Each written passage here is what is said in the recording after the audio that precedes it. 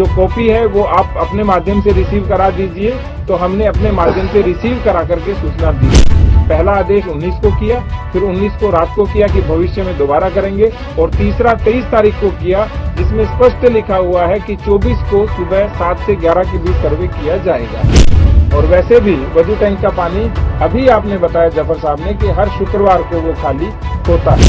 इन्होंने कहा कि वजू टैंक का पानी खाली कराया गया और वजू टैंक को नापना चाह रहे थे, जबकि वजू टैंक की केवल फोटोग्राफी और वीडियोग्राफी होनी थी, इसलिए वजू टैंक का पानी खाली कराया गया। वीडियोग्राफी करने वाले थे तो उन्होंने पुनः वजू के टैंक में पानी भर दिया, जिससे फोटोग्राफी वीडियोग्राफी केवल सूक्ष्म हुई, पूर्ण रूप से वो यानी उनको जितनी चाहिए थी उतनी हो गई।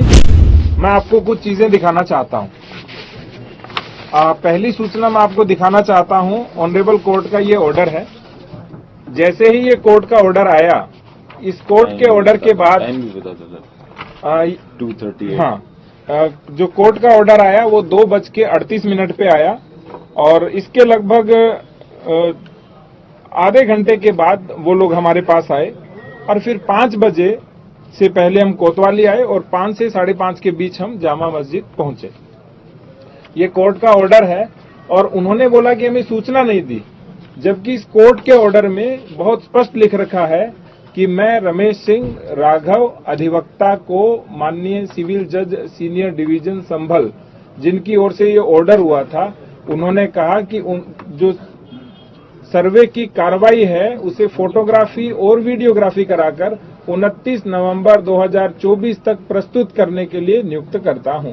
और अंत में उन्होंने लिखा कि मैं सभी पक्षकारों को सूचित करता हूं कि सर्वे की शेष कार्रवाई करने हेतु 24 नवंबर 2024 को प्रातःकाल 7 बजे से 11 बजे तक का समय निर्धारित किया जाता है। ये इसलिए उन्होंने बोला क्योंकि 19 तारीख को उन्होंने हमें रात्रि में एक पत्र दिया।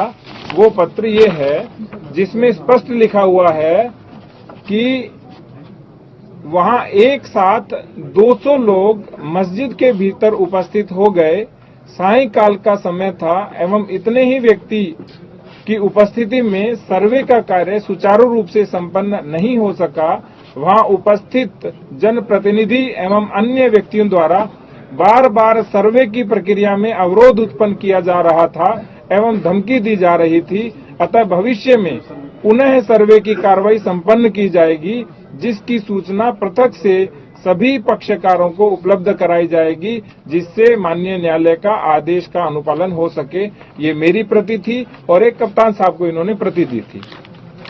इस प्रति के क्रम में ही जो अभी मैंने बोला, 23 तारीख को जैसे जफर साहब ने बोला हमें सूचना नहीं दी, 23 तारीख को 6:15 पे मेरे द्वारा फोन किया गया, लेकिन उन्होंने कहा मेरा स्वास्थ्य सही नहीं है, इसलिए हमने एसडीएम और सीओ को भेजा कि आप एक कॉपी उनको रिसीव कराइए।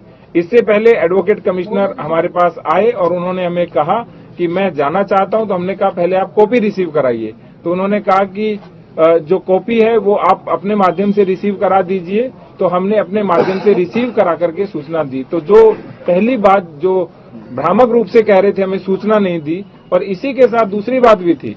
उन्होंने कहा कि दूसरी बार जो ऑर्डर था वो डीएम के आदेश से हुआ, जबकि स्पष्ट रूप से एडवोकेट कमिश्नर साहब का ये तीसरा आदेश था, जिसमें उन्होंने कहा पहला आदेश 19 को किया, फिर 19 को रात को किया कि भविष्य में दोबारा करेंगे, और तीसरा 23 तारीख को किया, जिसमें स्पष्ट लिखा हुआ है कि 24 को सुबह 7 से 11 के बीच सर्वे किया जाएगा।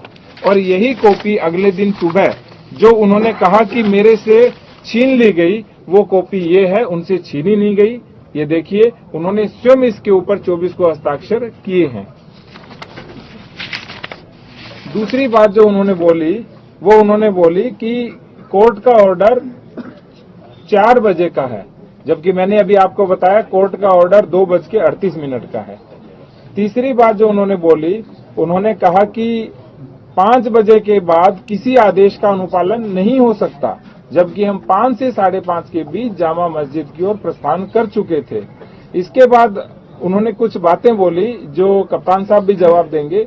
जैसे उन्होंने कहा कि मैंने खुद पुलिस को फायरिंग करते हुए देखा।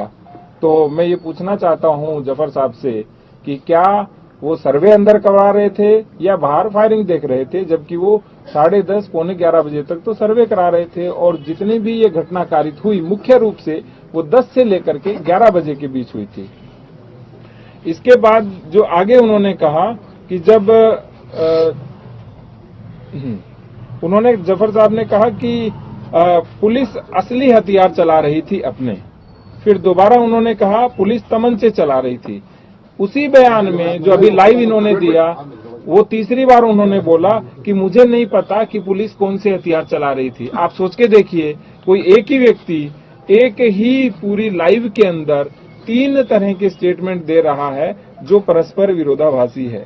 आगे इनके द्वारा जो सबसे बड़ा भ्रम फैलाया गया जनता के मध्य वो ये है, इन्होंने कहा कि वजू टैंक का पानी खाली कराया गया और वजू टैंक को नापना चाह रहे थे, जबकि वजू टैंक की केवल फोटोग्राफी और वीडियोग्राफी होनी थी, इसलिए वजू टैंक का पानी खाली कराया गया।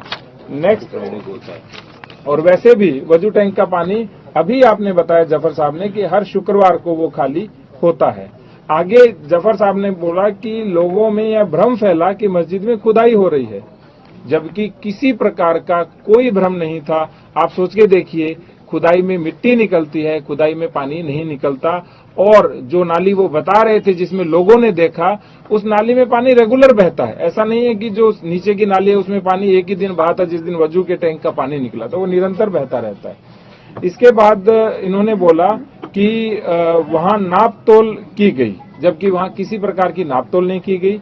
जब फोटोग्राफी वीडियोग्राफी करने वाले थे तो उन्होंने पुनः वजू के टैंक में पानी भर दिया, जिससे फोटोग्राफी वीडियोग्राफी केवल सूक्ष्म हुई, पूर्ण रूप से वो यानी उनको जितनी चाहिए थी उतनी हो गई, लेकिन वो चाहते थे थोड़ी और वीडियोग्राफी करें, लेकिन उसमें पुनः पानी भरने लग गया। इसके बाद उन्होंने कहा कि जितना भी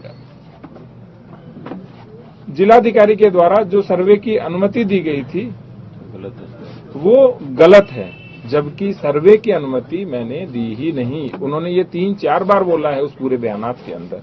आगे उन्होंने बोला कि हाँ, मैं रात भर जगा रहा क्योंकि मुझे तैयारी करनी थी और मेरे को किसी भी चीज के बारे में कोई पता नहीं था। आप सोच के देखिए, यदि आप रात भर जगे रहे तो क्यों जगे रहे थे जब आपको पता नहीं था?